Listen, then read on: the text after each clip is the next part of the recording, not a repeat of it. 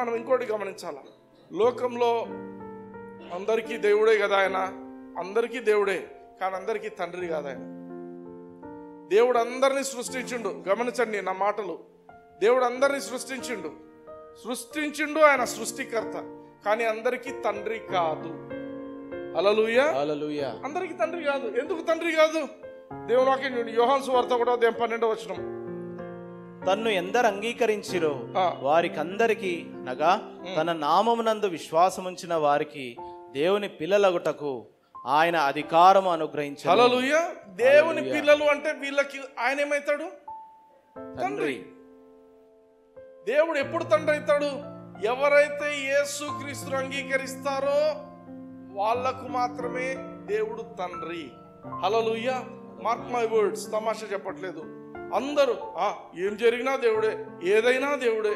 అందరు దేవుడు సృష్టించలేదా? దేవుడే ప్రాణం పోసింది ఆయన, అన్ని చూసుకునేది అన్ని ఆయనే.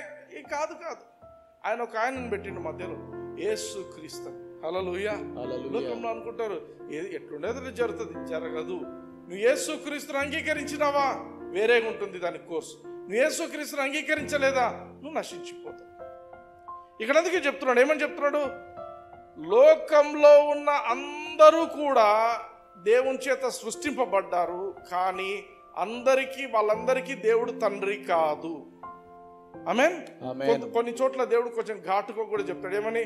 వాళ్ళకు తండ్రి సైతాన్ అని చెప్తాడు, కొందరికి తండ్రి సైతాన్. ఎందుకు? వాడి మాటలు వింటున్నారు. నువ్వు ఏ రోజైతే యేసుక్రీస్తును అంగీకరిస్తావో, ఎందరైతే తనను అంగీకరించురో వారందరూ, అనగా తన నామమందు విశ్వాసం ఉంచి వారందరికి దేవుడు పిల్లలగుటకు ఆయన అధికారం ఇచ్చిండు. హల్లెలూయా, హల్లెలూయా.